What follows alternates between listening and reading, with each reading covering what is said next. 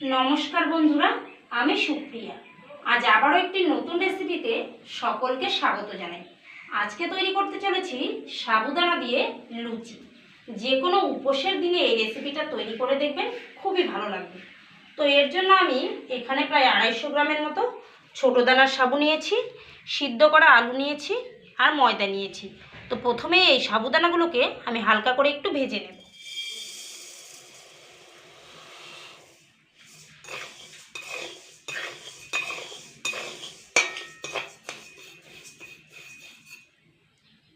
সাবুদানাগুলো হালকা করে ভেজে নিলাম, এবার এগুলোকে নামিয়ে নিচ্ছি।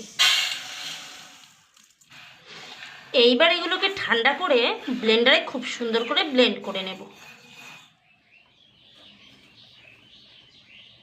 সাবুগুলোকে খুব সুন্দরভাবে ব্লেন্ড করে নেওয়া হয়ে গেল, একদম মিহিভাবে ব্লেন্ড করে নিয়েছি।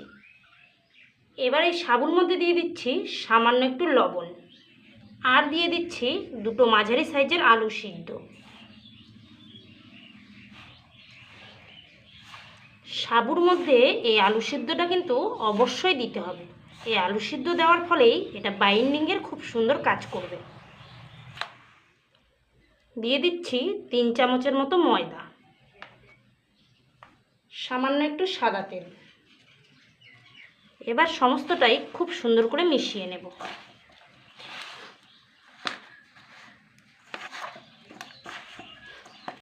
এইবার এখানে অল্প অল্প করে গরম জল মিশিয়ে একটা সফট ডো তৈরি করে নেব।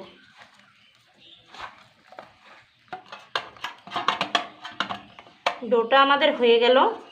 এবার কিছুটা সাদা তেল মাখিয়ে বেশ কিছু সময়ের জন্য এটা রেস্টে রেখে দেব।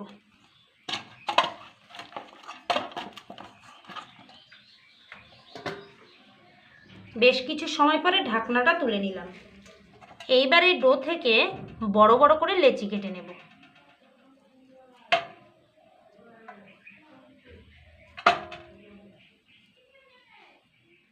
একটা লেচি নিয়ে হালকা একটু তেল মাখিয়ে নিচ্ছি।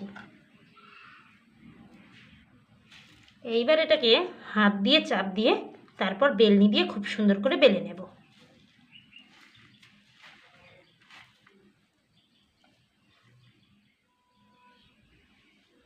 এবার এরকম একটা গ্লাস নিয়ে মাঝ বরাবর এইভাবে বসিয়ে খুব সুন্দর একটা গোল শেপ দিয়ে এটা কেটে নেব।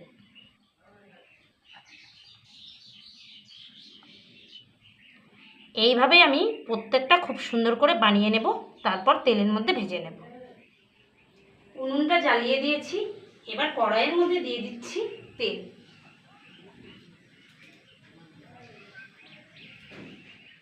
তেলটা গরম হয়ে গেছে, এবার এগুলো এক এক করে তেলের মধ্যে দিয়ে খুব সুন্দর করে ভেজে নেব।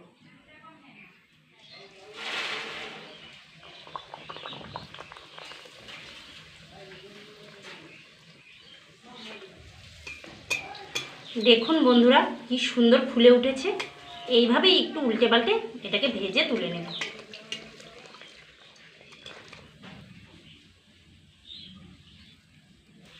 সেম একইভাবেই আরেকটাও ভেজে নিচ্ছি। দেখুন বন্ধুরা, এটাও কি সুন্দরভাবে ফুলে উঠেছে।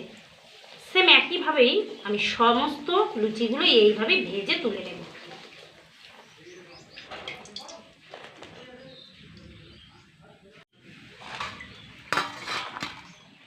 এক এক করে সমস্ত লুচিগুলোই এইভাবে ভেজে তুলে নিলাম।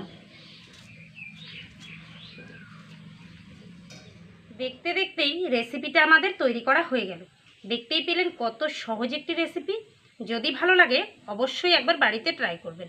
আজ এ পর্যন্তই। পরবর্তী কোনো ভিডিও নিয়ে আবারও আপনাদের সামনে চলে আসব। ততক্ষণ ভালো থাকবেন, সুস্থ থাকবেন, আর এইভাবেই আমাদের পাশে থাকবেন। নমস্কার।